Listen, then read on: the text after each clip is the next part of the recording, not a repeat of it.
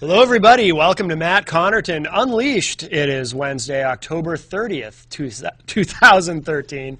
Of course, one day before Halloween if you're watching this live. And welcome, everybody, to the show.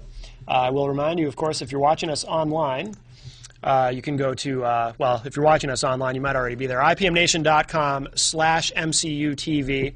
We do have an active chat room if you'd like to participate in the show that way, or, look at your screen. You can call us at that number if you're watching us live, or text us. And if you're watching us at on MPTS, of course, good to see you. And we got a couple of people who might be coming in. We'll see if they make it, but always plenty to talk about regardless. And something I hadn't planned to get into today until this morning is Kathleen Sebelius, head of Health and Human Services for the Obama administration, testified before Congress this morning regarding the website. You all know the site I'm talking about, the one that no one can get on and navigate, etc. And, when I was kind of putting together a format for the show last night, or what passes for a format in my mind, I hadn't really planned on discussing this because, you really have to be even more of a political junkie than I am, and I'm very much a political junkie, to actually sit through congressional hearings, whether it's, sometimes they're kind of interesting for a few minutes at a time, but you've got to really have an attention span to want to dig in and watch someone, whether it's someone being confirmed or, in this case, someone going to testify about something. MSNBC was carrying the hearings live. I don't know if Fox or CNN was. I didn't really click around. But I turned it on, and I was doing other work. Wednesdays are very, very busy for me, so I have a lot that I have to get done in the morning before I come here, because I'm here most of the day. And so I had the hearings on, and I just left it on while I was doing other things. And eventually, actually it didn't take very long, eventually the hearings grabbed my full undivided attention. And I became really, really angry enough that, were my television not an inanimate object but an actual human being, he or she would not be speaking to me right now because of the profanity that was directed at it on my behalf. And, for those who don't know, Sebelius went before, not the full Congress, I think it was just a committee, to testify about the website, the Obamacare site, the Affordable Care Act site, ACA.gov, whatever it is. I haven't even tried to get on it. Because it's got all these glitches, all these issues, etc. Here's what made me angry. And I want to preface this by saying I did not support Obamacare specifically. For those who are new to the show, I'm not a Republican or a Democrat. I'm an independent, because both parties have things about them that I agree with and identify with, and both parties have things about them that I find repulsive. So I don't fit in either camp. So I tend to have, on some issues, I will have mixed feelings about things, and I have mixed feelings about Obamacare. I believe we needed health care reform, but there are a lot of things about Obamacare that make me say, I would not have done it that way. We might come back to that, but here's what upset me this morning. But I just want you to understand before I get into this, this is not a defense of Obamacare, what you're about to hear from me, nor is it a defense of the disastrous rollout that we've seen so far. Because, look, the website is not the policy, and the policy is not the website, but strictly for PR reasons, the administration and all those who support Obamacare really, really needed this to go well. And it's been pretty disastrous. I'm going to defend Kathleen Sebelius, and here's why. And I know some people are calling for her resignation, and they're blaming her and this and that. I'm not even defending her on that basis. I don't know if she should resign or not. I haven't really thought about it that much. She did kind of fall on her sword during the hearings and said, look, I'm accountable. Here's what I'm going to defend her on. When these Republicans were questioning her during this hearing, I was actually shocked as polarized and as poisonous as our two-party system has become, I was actually shocked at how disrespectful and condescending and just incredibly rude and nasty they were to her. It was, you know, you expect it to be confrontational. Obviously, Republicans hate Obamacare, and they're using the website debacle as fodder for that. And that's how the game is played, and I understand that. But I was genuinely very surprised at just how rude and nasty they were to her.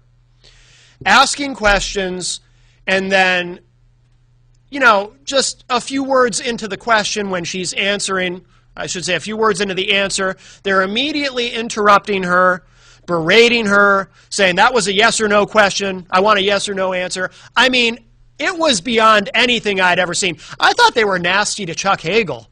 I remember complaining about that on the radio version of this show when Chuck Hagel had to be confirmed. And Chuck Hagel's a Republican, by the way, but of course, because Obama picked him, Republicans have to now hate him because that's just how it works. And John McCain and Lindsey Graham, I mean, it was beneath them the way they treated him during those hearings. And I remember being surprised by that. And I remember being upset by it. Now, look, I want to make something clear. Again, this is not a defense of Obamacare. It's not a defense of this website debacle. But I just could not believe how rude and just plain nasty and unstatesmanlike these people were. Republicans should be ashamed and embarrassed by the behavior of Republicans at this morning's hearings. It was disgraceful. Absolutely disgraceful. I was really disgusted by it. And you know, it's not a defense of the policy, but there's just, you know, the Republican Party has a lot of branding issues nowadays. You know, the whole shutdown debacle and the flirting with the collapse of the world economy by almost defaulting on our debt. Poll after poll shows overwhelmingly that Republicans are getting the blame for that over Democrats. Republicans did themselves no favors during the 2012 election cycle when some of these Tea Partiers like, you know, Todd Legitimate Rape Aiken rose to prominence and this other guy, Richard Murdoch, and just people saying crazy things. And, you know, I don't think what the Democrats did with their so-called war on women, I don't think that's fair, and I don't think that's accurate. It's hyperbole. But Republicans just open themselves up to it. So, you know, and of course, Republicans will in one breath acknowledge that they need to do more to appeal to Hispanics if they want to survive at a party. Meanwhile, a lot of these folks want nothing to do with immigration reform and, you know, running around talking about how we need to deport everybody. Some of them. A lot of them don't. Some of them are very reasonable and some are not. But Republicans don't do themselves any favors with the kind of behavior that I saw this morning. Look, like I said, I'm not a member of either party. But I'll tell you what, if I were thinking about becoming a Republican after what I saw this morning, I absolutely would not. Almost every single one of them were just, it was a level of rudeness and nastiness, and they were very condescending toward her. Now, I want to make a very clear distinction here. I'm not saying, I want to be very clear on this. I'm not saying they should not be asking her hard questions. To the contrary, I want to see people, when they are testifying before Congress, I want to see them, I want to hear them be asked hard and challenging and even somewhat confrontational questions. I do want to see that.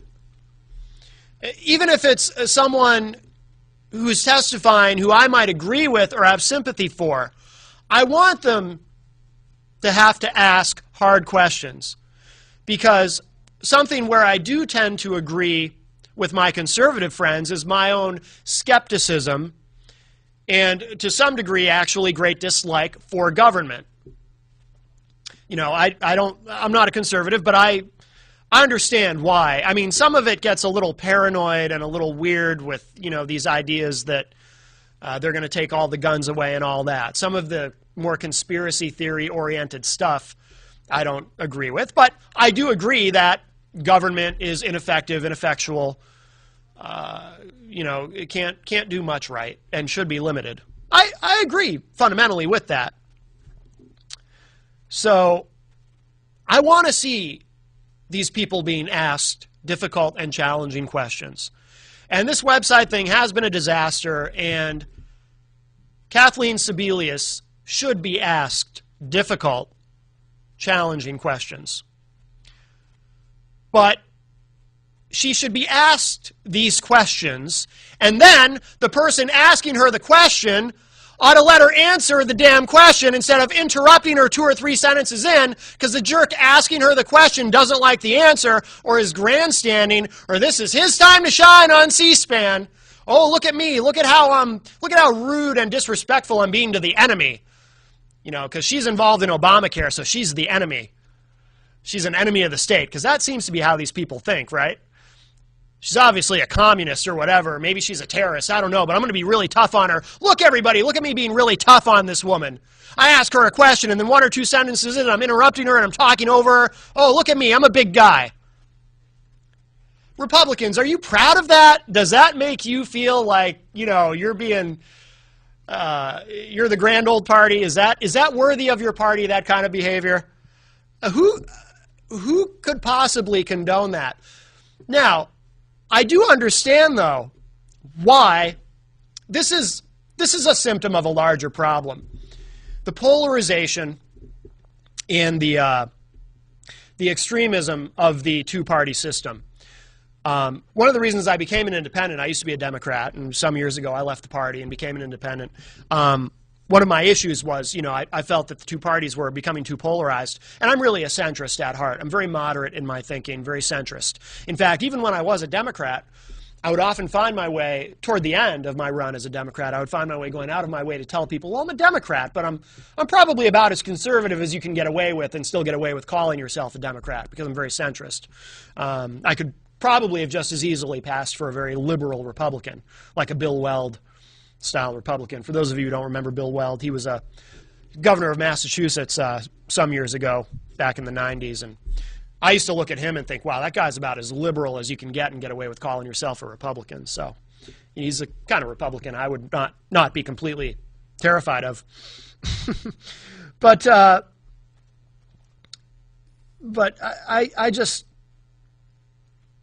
understand why they get away with this. Because as repulsed as I may be by what I saw this morning, chances are these knuckle draggers that were asking her these questions.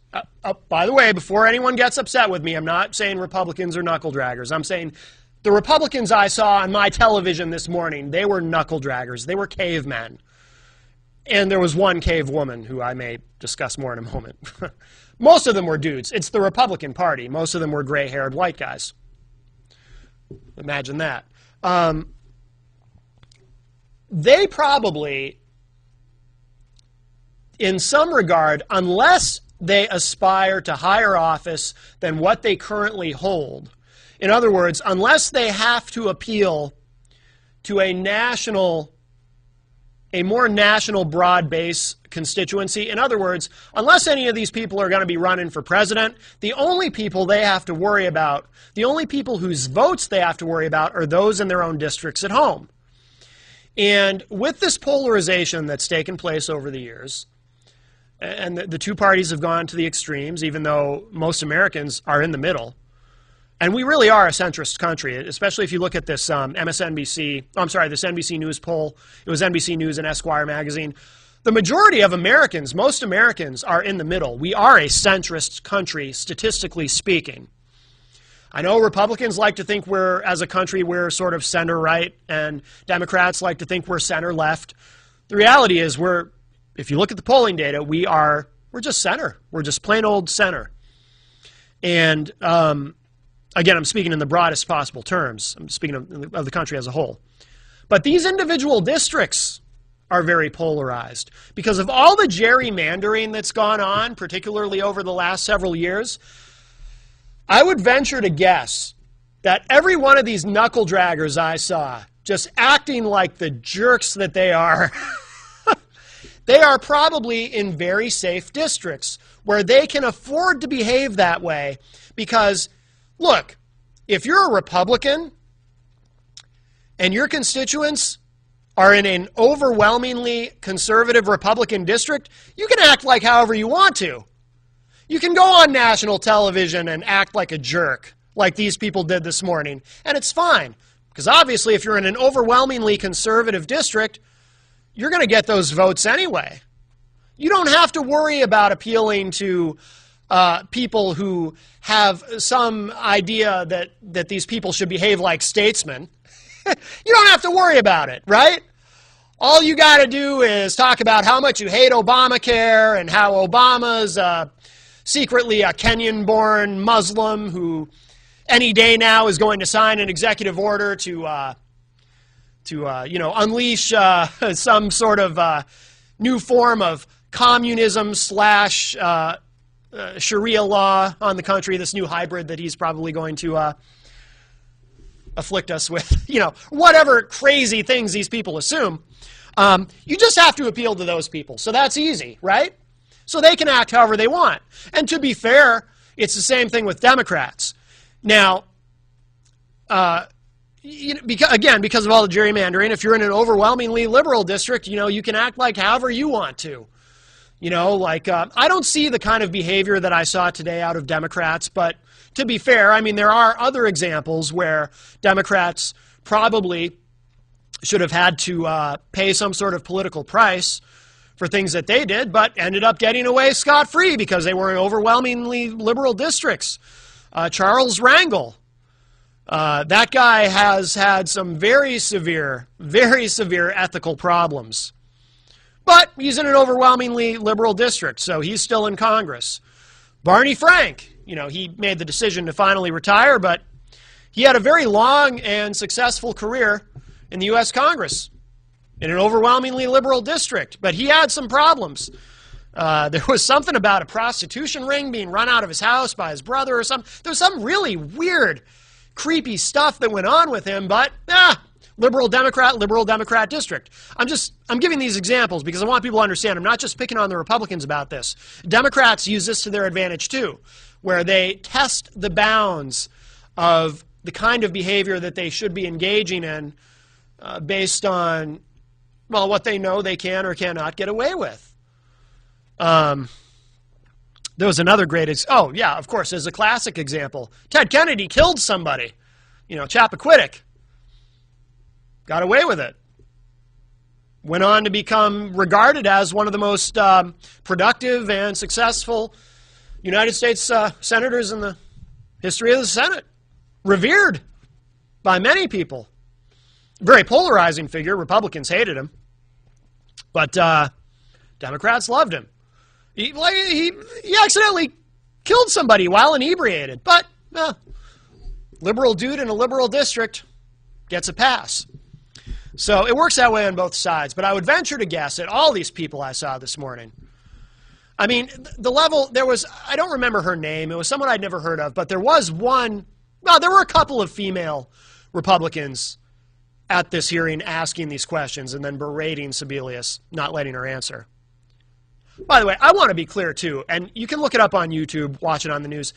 It wasn't like some of them were nasty to her. It was almost all of them, almost every single one of them would ask her a question and then begin interrupting her almost immediately. And say things like yes or no and raising their voices at her. I'd never seen anything like it. It was beyond anything I'd ever witnessed at one of these hearings. This is one woman asking her, this Republican, says to her, asking her about why would a 32-year-old male need maternity leave included in his insurance package, and he's being forced to buy this, even though he'll never need it, or some such nonsense. And Sebelius very patiently is trying to explain to her that, men also sometimes have that included in their insurance, because if you're a new father, you might need that to stay at home with your kid if if the wife or whomever has to go back to work. if the mom has to go back to work. So sometimes that's a standard thing, often included, maternity leave. It is for men also, because in certain circumstances, men do have to use it.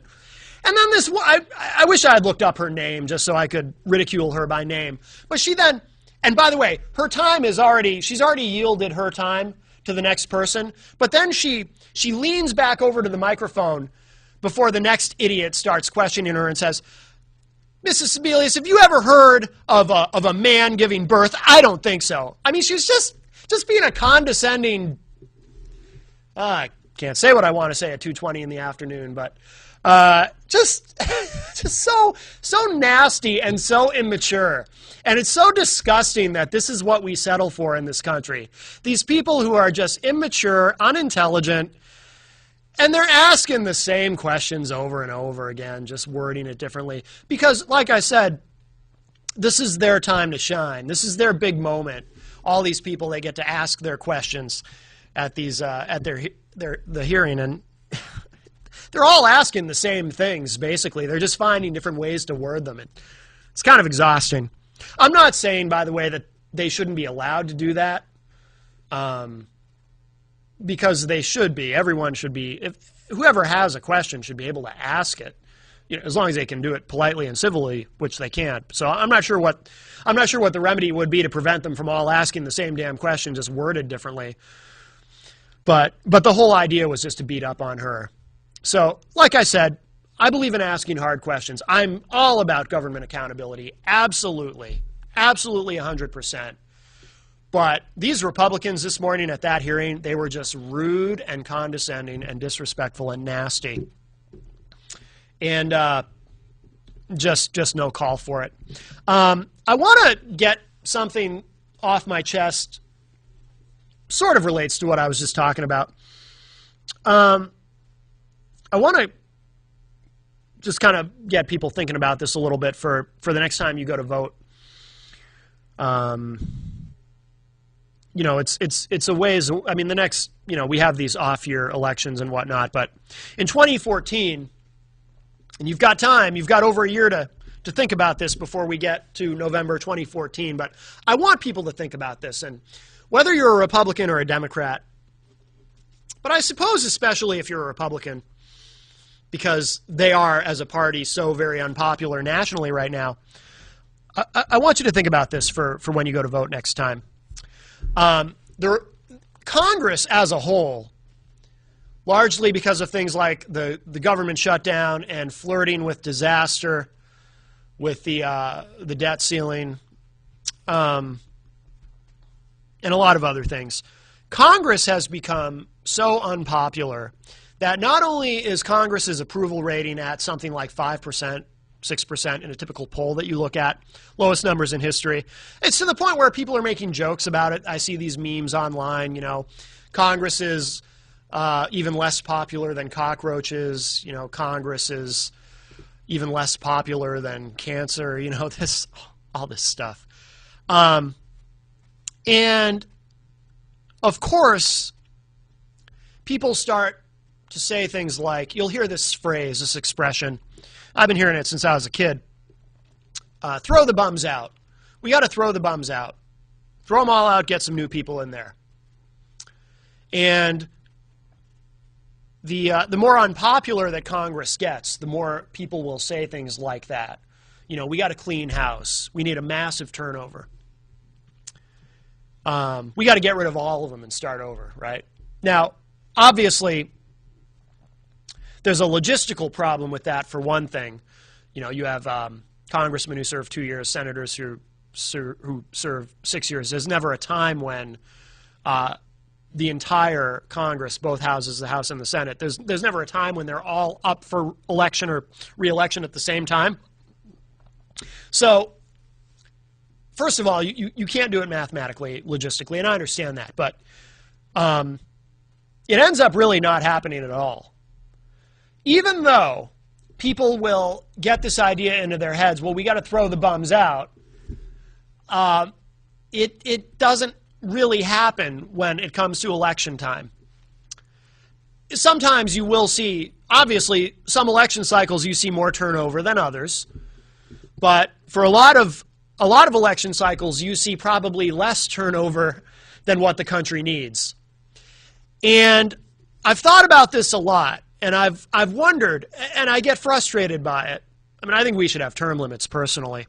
I've gone back and forth on that over the years. Some would argue, well, we have a term limit. It's called an election. But with all the money, and the system is so corrupt, I think we need actual hard term limits. But I've thought about this a lot. Why doesn't it work? Why doesn't throw the bums out work? Why do we say that? And then we, to varying degrees, end up re-electing the majority of the Congress on Election Day. And I realized what it is because anyone who is a regular viewer of this show knows I talk a lot about how we basically, at the federal level, have a system of legalized bribery. You know, when you vote to send someone to Washington, D.C. to represent you, they don't actually represent you. They represent the special interest groups and lobbyists and fat cat corporate donors and all these people. Big Pharma, the oil industry, Wall Street, you know, all of them. They don't really represent us. We enjoy toiling under the delusion that they do, but they don't. Bitter pill to swallow for some people, I guess. People like to walk around with blinders and pretend that that's not really how it works. But it is. It's a system of legalized bribery. And because of that, what happens is, on Election Day, no matter how riled up and angry at our government people are, people then go and vote, and we re-elect most of the same people, because what I've realized goes on is everyone kind of says, not everyone, but most people kind of say, well, yeah, we got to throw the bums out, and we need massive change in Congress, except for my congressman, you know, except for my senator. He or she actually, they're one of the good ones. You know, well, I'm going to continue to vote for this person. I've always voted for him or her. I'm just going to continue to vote for them. So that's what happens. Everyone says throw the bums out, but then it turns out to be throw the bums out, except for my bum. He's okay. She's okay. And here's why we fall for it. And this isn't based, by the way, full disclosure, this isn't based on any kind of real studying that I've done on this or polls that I've taken or polls that I've looked at or anything. I shouldn't say polls that I've taken. I'm not a pollster. I don't run a polling agency like Zogby or something. But this is just my own observation. But I'm pretty sure I'm right. I think I've got this figured out. This is what happens.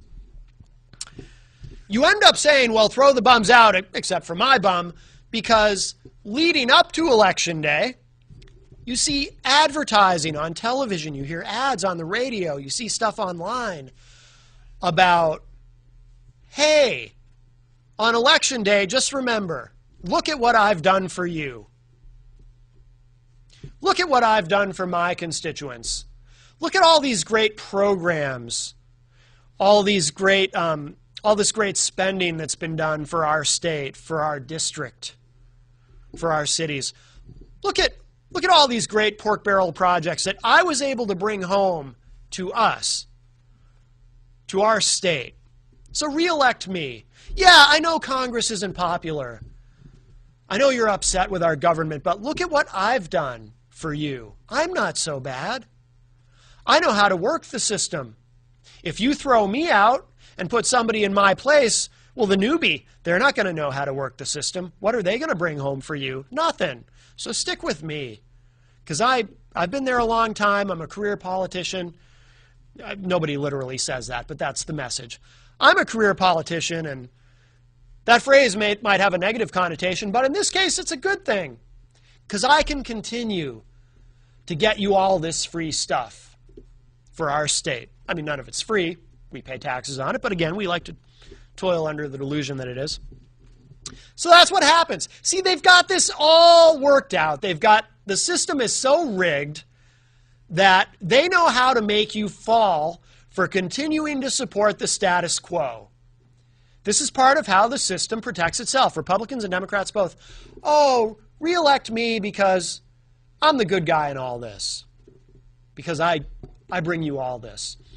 And then What happens on election day? Oh, we got to throw the bums out, except for Senator so-and-so or Congressman who's a whatsy. You know, they're okay. I like them. I want to continue to get all this cool stuff. What I would implore all of you to do is join me in my crusade to continue to just hack away at the two-party system, and let's start not falling for this crap. I want to see more independents elected. I was thrilled when Angus King of Maine got elected to the Senate. I know Bernie Sanders is technically an independent, but I think he's a socialist officially. He calls himself a socialist. He caucuses with the Democrats. I think Angus King does too, actually, but he's certainly not a socialist. But I want to tear down the two-party system. I really do, more and more all the time. And the more of this stuff that I figure out of how the two parties together, while they fight over things like Obamacare, they're also in collusion as far as how they've rigged the game. They have rigged the game against us. They don't serve us. I know if you're a partisan ideologue, you like to think, and again, this is one of the things that drives me nuts about the two-party system, and one of the reasons I became an independent. Everybody likes to think, whether you're a Republican or a Democrat, every voter who really believes in their party and always votes for them likes to walk around with this idea in their heads, oh, you know, those other guys on the other side of the aisle, they're the bad guys. They hate America. They don't like working people. They're out to get us, and they're corrupt. Oh, they're so corrupt. They always have a hidden agenda and all this. Oh, but my guys on my side of the aisle, we're the good guys. We're sticking up for the little people, for the ordinary Americans, a phrase that I absolutely hate, by the way. But that's how people think. We're sticking up for the ordinary Americans or average Americans. Yeah, my side, we're full of virtue, and we never get in trouble. I can't think of a single scandal that my party's ever been involved in, but those other guys, they're the bad ones. Again, regardless of which ideology you choose to buy into, everybody walks around with this idea in their heads. And it's crap. Both parties, at least at the federal level, I'm not saying that everyone in those parties is corrupt. We have a lot of great people here for example, in the New Hampshire legislature. And these people get, I think, $100 a year. They're not in it for the money, okay? I may agree with some of them, disagree with some of them, but I respect them for, $100 a year, plus I think they get toll money or mileage or something. That's it. So they're not there because they're career politicians. Some of them, I'm sure, have aspirations to higher office, and that's fine, but it's truly a citizen legislature. They're not getting some big salary for being there. They're not. For $100 a year, you might as well just call them volunteer legislators. I know a lot of really good people in politics, but I'll tell you what, at the federal level, it is a system of organized and legalized bribery, 100%, and it is completely corrupt. And the two parties have it rigged. That's one reason why I want to tear down the two-party system. And the other reason, one of the other reasons, because I have many, and we have some time left. This is something else I want to get off my chest that relates to all of this. Not a recent news story, but several months ago, there was a news story about, and I wish the national media was hammering away at this every single day because it infuriates me so much. There was a news story about veterans coming home, whether it be from Iraq or Afghanistan or wherever. Veterans coming home who need help, who need services, and they have to wait and wait and wait and wait an obscenely long time, an offensively long time, to get the help they need. And, not that all veterans have a negative experience. I've talked to some veterans who have had a very positive experience, or as positive as they could hope for. But a lot of veterans don't. Veterans come home, they can't get the services they need right away. They come home, and I've talked about it on the show, they come home and find out their damn house has been foreclosed on while they were gone, which is illegal. Al Baldessero was on the show and explained to me about the Soldiers and Sailors Act, which is supposed to protect these people from having that happen to them. But, the banks, completely corrupt banking system finds a way around that sometimes. It's really disgusting to me the way we treat our veterans. I think our foreign policy, particularly under the Bush administration, and in many ways continuing under the Obama administration, is horrendous. We fight these wars that we shouldn't be getting into because you have to feed the military-industrial complex, which is not so much interested in defending the nation as it is, making money. It's a profit center. It's a part of the corporatocracy. So the way we then treat these people when they come home, in some cases, is just horrendous. The very fact that the phrase homeless veteran is even a part of the American lexicon of our vernacular is offensive. It should be deeply offensive to everyone who cares even the slightest bit about this country. That should not happen. But the reason, it turns out, the reason the veterans' affairs get so backed up, the reason our government gets so backed up on processing claims for benefits that these veterans make when they come home is because, and I saw this on the news, they showed the room, it's in a building in Washington, and they showed a room, or one of the rooms, and this visual will be with me probably forever, of files, a room filled with files of the claims of these veterans. Like every veteran has a file full of paperwork because the government loves paperwork. And these files fill this room. Some are on shelves. I mean, I'm just kind of remembering I'm describing the mental image in my mind that I'll never forget. Some are on shelves. There's file cabinets everywhere. And a lot of them are stacked on the floor. Paper files stacked on the floor because no one has figured out a file cabinet or a shelf to assign it to yet. And there are so many files, there is so much paper in this room that they actually had to build reinforcements into the floor or the ceiling on the floor below because they realized that all of this weight might eventually cause the floor to collapse. And this is why, because of this backlog, these people, these veterans, can't even get their damn paperwork processed so they can get the benefits which they are entitled to and which they need.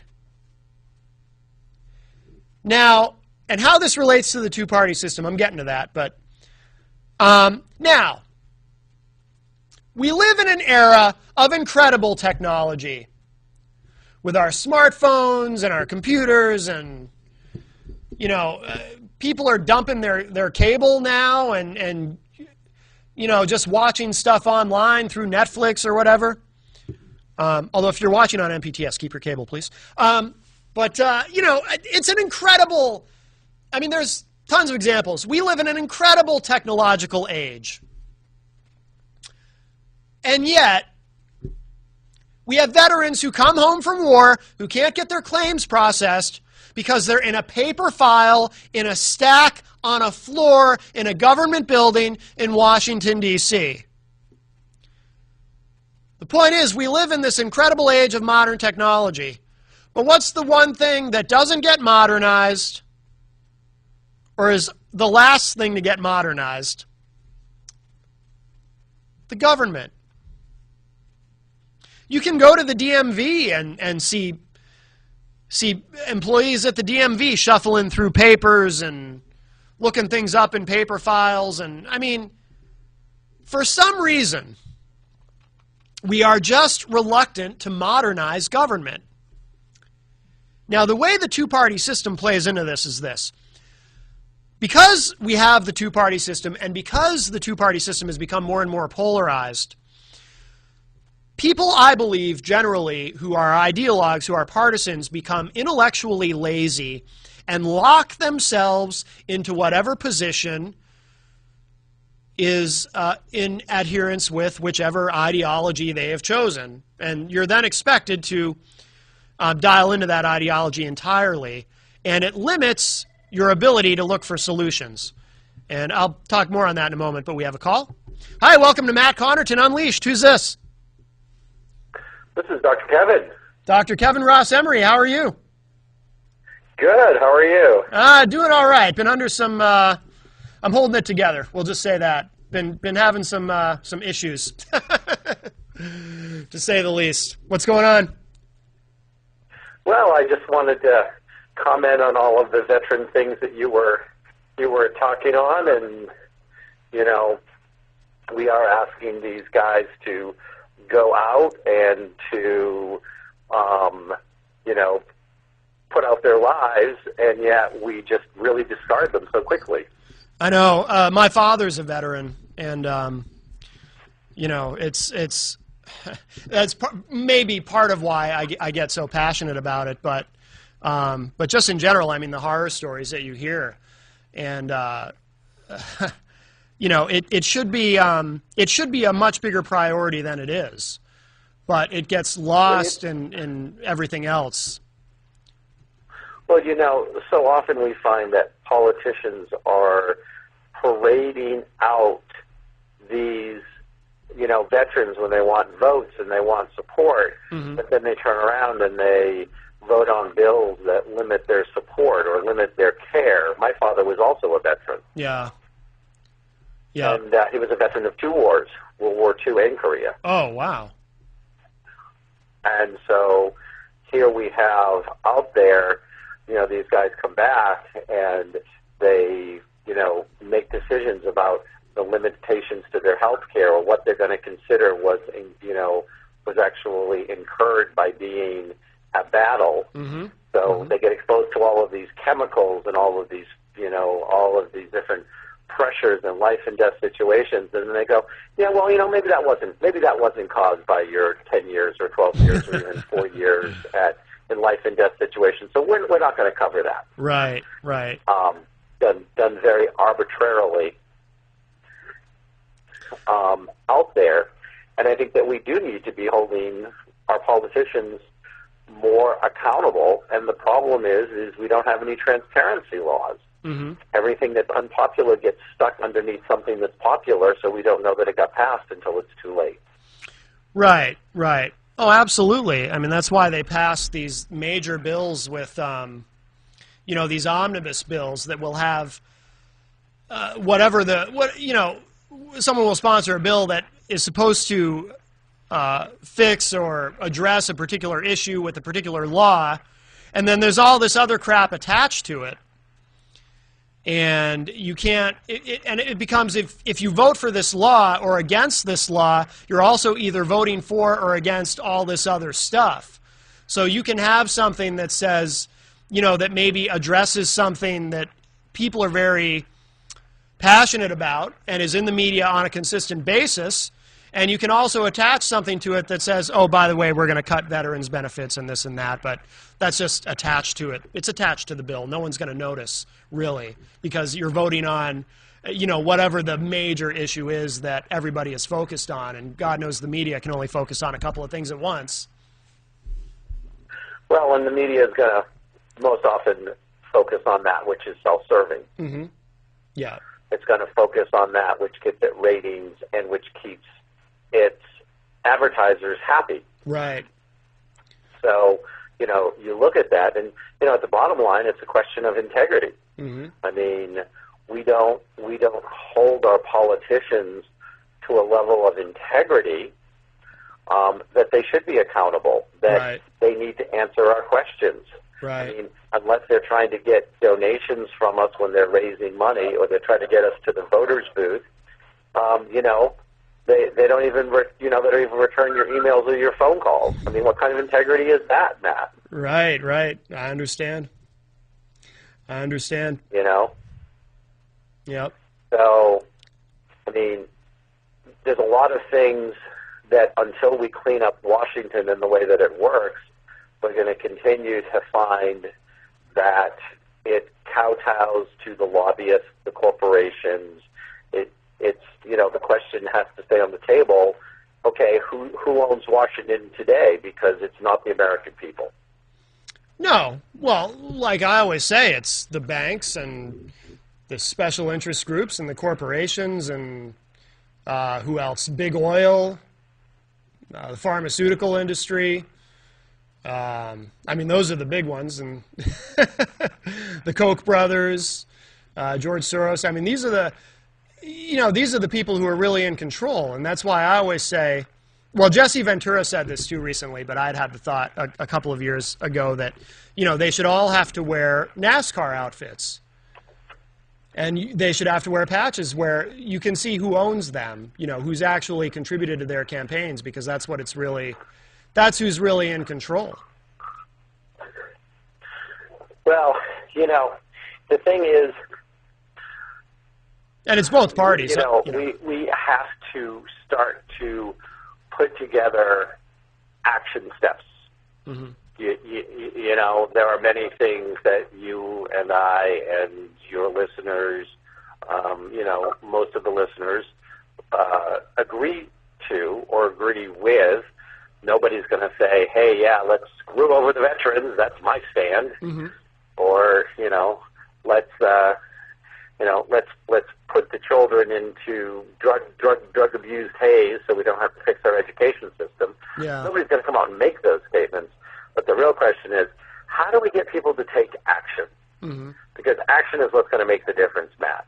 How do we get them to actually do more than just vote? And even that is a pathetically low number. Mm-hmm. Yeah. Well, especially in an off-year election. I mean, obviously, people vote when, people vote every 4 years. A lot of people just vote every 4 years for the president, but they don't care about what's going on locally. They don't vote in local elections. I mean, some people do. Some people are very good about it, but those numbers are very low, especially in an off-year election where it's an odd-numbered election, so there's very few, those ballots are probably very short, so people just blow it off, or they only care if it's an even-numbered year when they know that there might be a senator or a representative up for election. But one of my frustrations with the two-party system is I think it's created a situation where it's not about finding things to agree on and taking action and taking back the power. It's all this, you're either with us or against us. You're either a liberal or a conservative, and if you're a liberal and I'm a conservative, then whatever you agree with, I automatically have to disagree with. I mean, we see that a lot now. There's things that there's things that Republicans might have at one time been more amenable to or agreed with, that because Obama is for them, now they say, well, now we're against them, because you have to have that polarization. And then the voters become, in my view, it fosters a sort of intellectual laziness where everyone just says, oh, well, I'll just go with the herd. I adhere to this ideology or that ideology. And they don't look. And the thing that I was getting to, too, with the paper files in the government building is, how about a third solution? How about instead of, cutting veterans' benefits or increasing them or whatever, how about modernizing our government? But instead it turns into, well, if you're a liberal, you're a big government guy, and if you're a conservative, you're a small government guy, and we can't think about solutions. You have to be either for or against something. Well, still, even in the most recent presidential election, only 58% of the people voted. That's barely more than half. Yeah. And I'm a big proponent that I think that if you don't vote, you shouldn't be entitled to any services. Mm-hmm. What would happen if we suddenly said to the voters, "Hey, your Social Security check, your welfare check, your food stamps, your whatever, even your tax deductions. You don't vote, you don't get any." Right. Hey, boy, how many billions of dollars would we save every year with that? That's a really good point. Well, if only 58% are voting or less in an off year, then yeah, that would save a lot of money. That's a good point. Yeah, hey, if you're not going to play, why should we pay? Well, because voting could be, if you think of it as, if you want services, you have to apply for them anyway. So voting could be, that's part of, consider that part of applying. If you want services, you got to apply for them, which means you have to participate, which means you have to vote. No play, no pay. That makes sense. But see, but the problem is, Kevin, that's not a liberal or a conservative solution. That's a common sense, logical solution. So it's hard to get people on board with that because everyone wants to be stuck in whatever little box they put themselves into. It's frustrating. Well, there are many things in life that are frustrating. It keeps us breathing. Mm-hmm. Yeah. It keeps at least the people that are awake breathing. Yeah. There's a large part of the population of the United States that I don't know would pass the mirror test. But if we put the mirror underneath their nose, there would actually be steam appearing. But what we want to look at here is, you're right.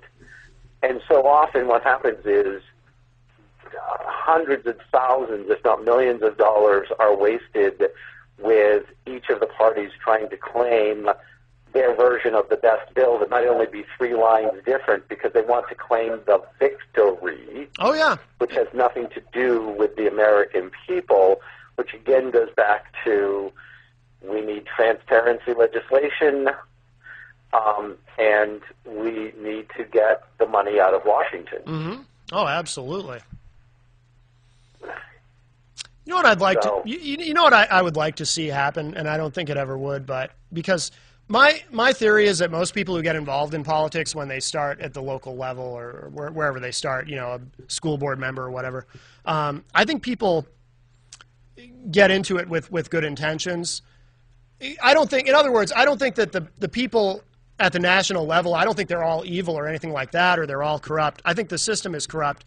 And my theory is that what happens is, by the time they get to that level, and they have, that ambition and whatnot, and they get to have that shot at that glory of being a United States senator or a congressman or whatever it may be, or president, it's probably very difficult to make any kind of change within the system because it is all, like I said, it's a system of legalized bribery. So I think probably most people get in with good intentions, but then they get sucked into the system. But what I would love to see is someone play the game. But see, the only downside of this is there would have to be some deception on their part, but I'd like to see them play the game long enough to get there, to get to Washington, and then once they're there, say, okay, now that I'm here, I'm going to tell everybody, I'm going to tell the world how this really works. Now that I've made it to the United States Congress, here's how it really works. I'm going to be the ultimate whistleblower, and I'm going to explain to the American people the system of legalized bribery that we exist in this country. I would love to see something like that. Again, I don't think it would ever happen, but, and for someone to do that, they'd have to, I don't know, like I said, they'd have to kind of play the game till they got there, till they got to Washington. And then once they're there, say, see, now that I'm here, this is how it really works.